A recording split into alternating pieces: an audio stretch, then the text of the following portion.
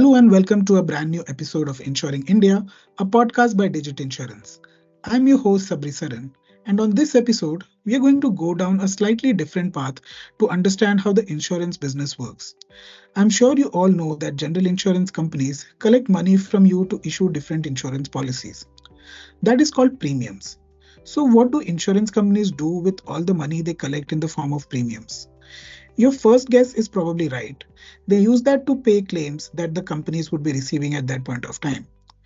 But despite all the claims a company is paying, there is still surplus in hand that is lying idle. Insurance companies use that to invest in multiple financial instruments. But in a real scenario, how does the entire investment of a general insurance company work? How do they manage risks? And what measures do they have in place to protect the premium they have received from policyholders? All these questions sound slightly complex, but to simplify it all for you, I have with me today Parimal Heda, Chief Investment Officer, Digit Insurance. Parimal, thank you so much for joining us on this podcast. Hi, Shabri. Hi. So I'll just start with my first question, and maybe we can start with the basics. Can you explain to us in simple terms how the investment process works for general insurance companies? Right from how much money or earned premium comes towards investments to how it gets utilized?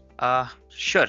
Firstly, good afternoon, everyone, and thank you, Shabri, for having me on this podcast. Yeah. So, as you rightly pointed out, insurance companies collect premiums on the policies sold and use the money so collected to pay out claims and other expenses like commissions, salaries, taxes. Now, these premiums are received upfront, while the claims tend to come later, which leaves a Correct, yeah. good amount of money, which we call float, with the insurance companies. Right. Now, this float is the amount that is available for investments. The amount of float that is available for investment will vary from company to company and is Right. dependent on the company's expenses and eventual losses. Got it. This Yeah. available float is actually invested in various assets like fixed income, equity, real estate, depending upon the company's near-term future cash flow needs, and at the Right. same time, depending on the company's expectations of returns. Got it. So, Parimal, what all financial instruments can a general insurance company invest in, and how is that decision typically made? So insurance companies can invest in various asset classes, I just mentioned, like fixed income, equities, real estate, mutual Right. funds, money Right. market instruments, and even alternative assets. The regulator, IRDAI, has stipulated certain regulations and has defined that insurance companies are only allowed to invest in India. Right. Further, it has laid down prudent investment guidelines for insurance companies with regards to the pattern of investment as well as on the exposure norms. Got it. The exposure norms have been defined for entity level, group level, and also industry level exposure. IRDA regulations require that every insurance company to constitute an investment committee whose primary responsibility will be to provide general direction for the management of investment funds, Right. implement the board approved investment policy, and to keep the board informed on a quarterly basis about its activities and the fund's performance. You asked about decision making. So Right. on decision making, generally insurance companies will have a very well defined investment strategy. Right. Investments are generally made in line with this strategy, and the strategy would be based on the prevailing market conditions. Various different companies, different insurance companies will have different strategies for investing. Like some insurance companies may have a long-term value investing approach, so wherein they will invest in markets or segments which they feel are cheap as compared to long-term valuations, and vice versa. The basic financial instruments that an insurance company can invest in are bonds, including central government securities, state government securities, corporate bonds, and equities. There are, as I mentioned earlier, there are other asset classes also, such as mutual Right. funds, alternative investment funds, Right. REITs, InvITs, which Right. the insurance companies can invest in.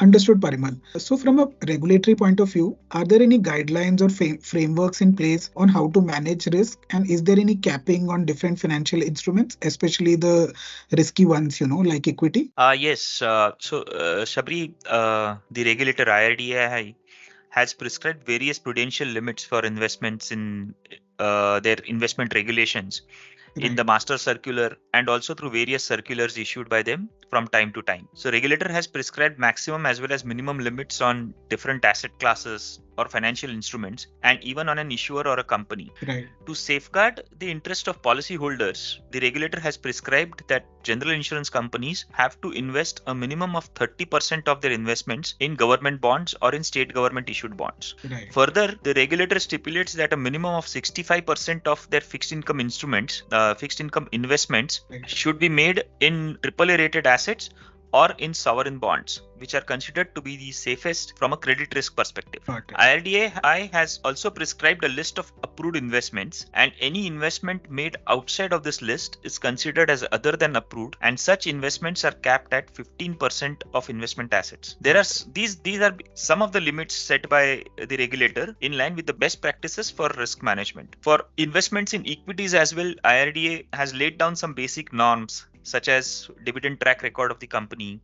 whether the stock is thinly traded, etc. Now, in addition to the regulatory norms, insurance companies will also have a well-defined investment policy, which will be in line with their own risk management framework. Got it. So, Parimal, actually, I want to know from you, on what basis do general insurance companies typically make the investment decisions, and how often is the portfolio tweaked?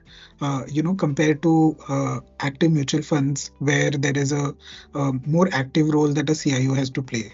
So, compared to that, how is the approach of general insurance companies different? Shabri, it won't be appropriate to compare our investment approach or an insurance company's investment approach with Right.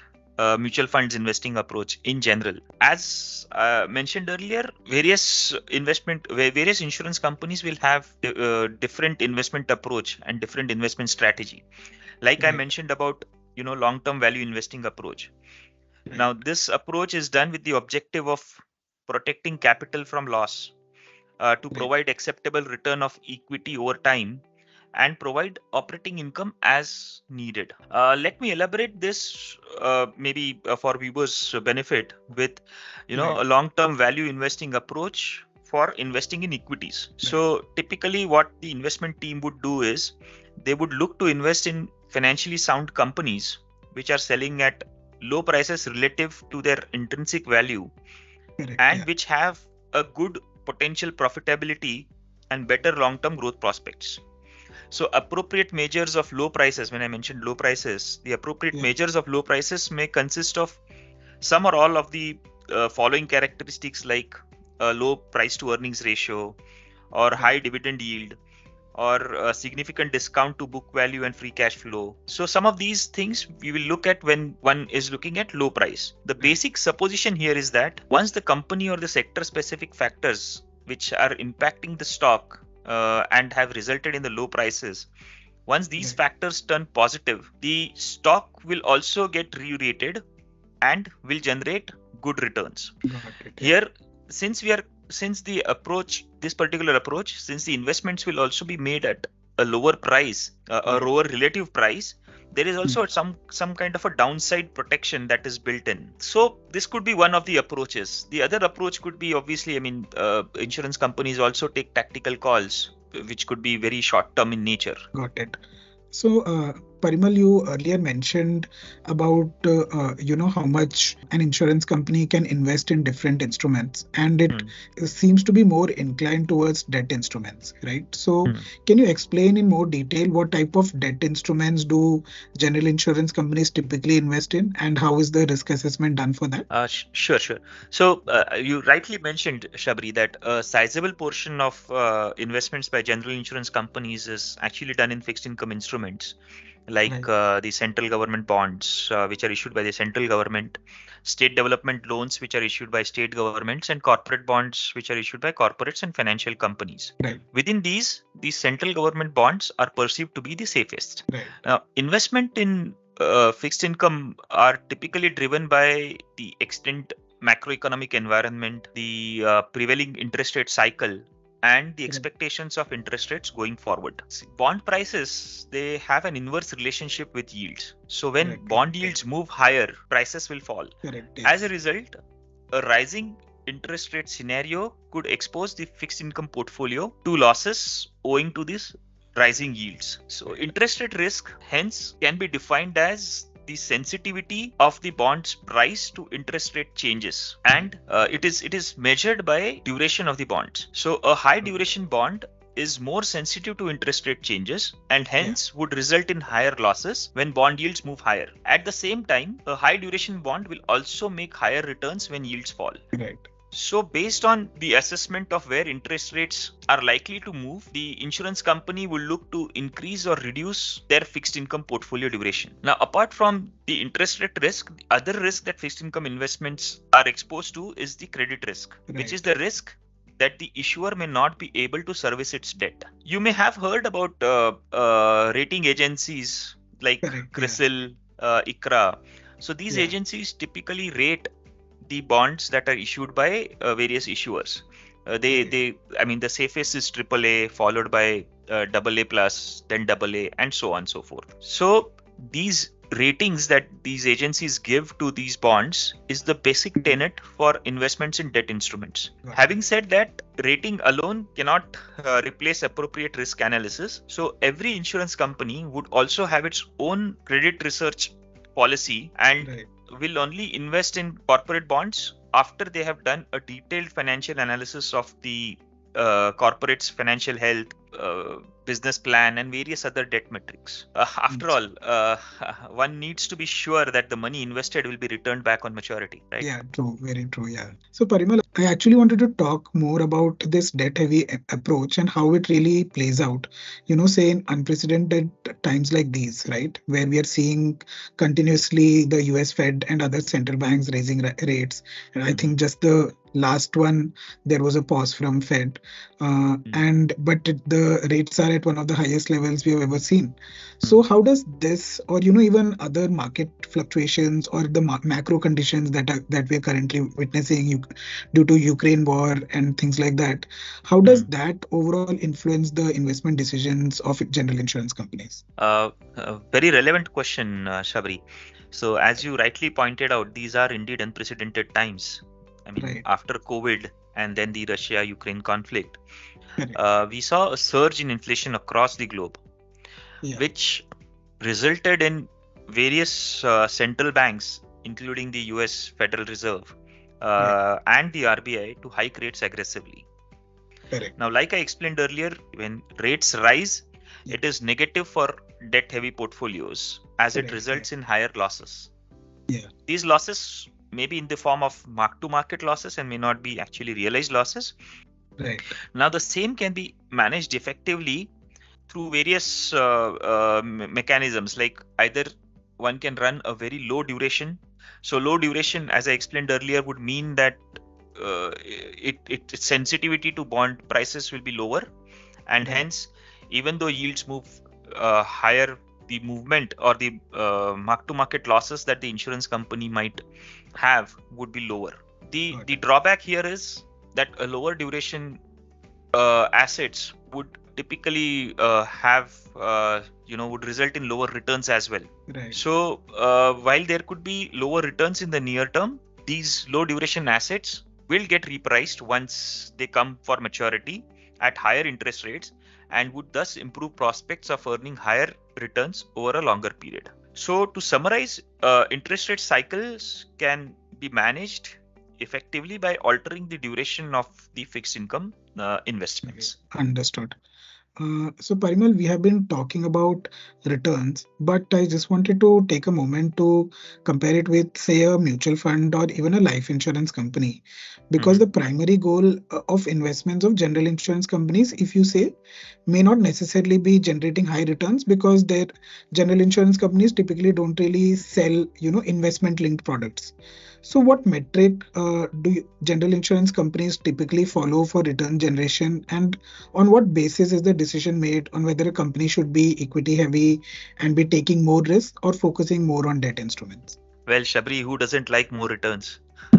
That's very true. Yeah. So I would rephrase your Um, statement and say that the goal for any general insurance company or for any investment firm would be to right. generate higher risk adjusted return. It's not only Okay. returns but risk adjusted returns that one must focus on. Right. So for mutual funds and insurance and life insurance companies, especially their unit linked funds, they Right. have they do their investments according to the mandate each fund holds. Correct. Yeah. Whereas for general insurance company, there is no such fund-wise mandate, right? So, Correct. Yeah. hence, general insurance companies can manage portfolio as per their views, as per what their internal ALM guidelines suggest, and Right. like I mentioned earlier, on the prevailing market conditions. Correct. It Yeah. completely depends on the opportunity provided by each asset class. So the asset Right. allocation decision, like I mentioned, depends on the prevailing market conditions and the assessment of various global and local macroeconomic factors. Got it. Now, again, if I try to compare this with the value investing approach, so even for we can extend that approach even for assets, right? Right. So for, let's Mm. say, if we find that a particular asset class is expensive, let's say for instance equities, if we think that the various metrics that I mentioned earlier, on those metrics the equities look expensive, then we will Right. reduce our allocation to equities. And likewise, if we think that on the various parameters that we have identified, if equities look cheap, then we will look Right. to increase our allocation to equities.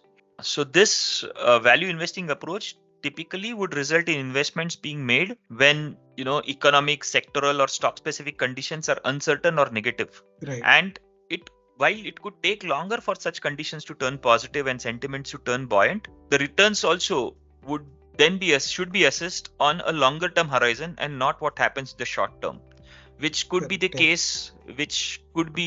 case unfortunately for some of the mutual funds or some of the unit link products wherein returns are investors look at short term returns of how the funds have performed, and Correct. Yeah. they would base their decisions on how the funds have performed in the near term.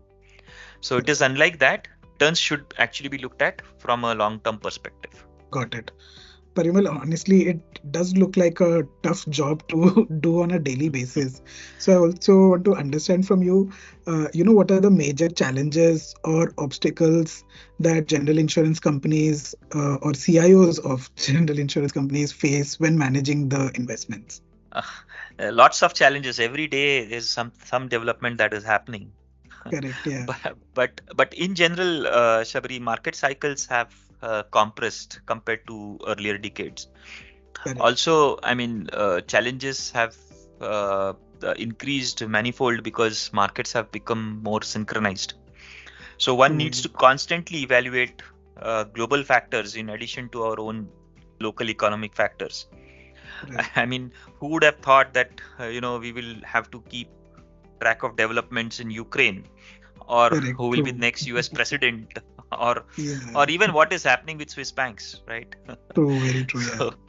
So I mean, one needs to be very agile these days in planning and execution of the investment strategy. Right.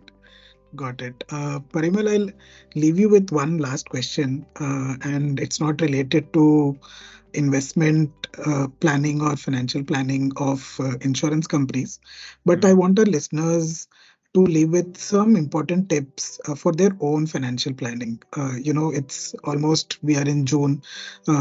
We probably all over India have a huge cohort of students who are entering the workforce just after finishing their college. So Mhm. what investment tips would you like to give them, especially the ones who are just starting their careers, and what would you tell them? This is indeed a very relevant question, Shabri, and thank you for bringing it up. Uh, Right. See, I mean, I mean, I think we live in a world today which has become more instant. Oh, yeah. This has become the way of life. We like something, we order it immediately. We Oh, don't yeah. even wait for our salaries to be credited to our account to buy something. Yeah. Correct. It's I would say It's all buy now, it's pay later, everything. exactly, it's the buy now pay Yeah. later world, right? So I've seen this happening more and more with especially with people who are just starting out their careers. And I mean, it is okay to buy now and pay later, but this can only work for your more important goals. They Understood. say, I mean, it's a good saying that good things come to those who can wait. So Yeah, my true. one advice, my one advice to someone who is just starting out is to strike a Yeah. balance between his long-term goals and this instant gratification. So he needs to plan That's a his great financial point. Yeah. goals. Yeah, so he need to plan his financial goals and invest in those in funds accordingly. Further and more Right. importantly, I think first thing that he needs to have is adequate life insurance as well as mediclaim Right. insurance. For me, Right. one single advice for anybody who is starting off today in their career is follow the mantra: insure, invest, and then spend. Right. I think that's a very great advice. Great. So thank you so much, Parimal. That was really an insightful conversation. I'll let you go now. Thank you for taking the time out of your busy schedule and joining us on the Insuring India podcast. Thanks, Shabri. Thanks for having me. Thank you. We hope you all enjoyed this conversation. This was our little attempt in giving you a sneak peek into how general insurance companies function and how your premiums are efficiently utilized. And I hope you'll also make use of some useful investment and personal finance tips Parimal shared. That's all on this episode, folks. Do subscribe to us to keep getting notified whenever we drop something new. Thank you and see you next time.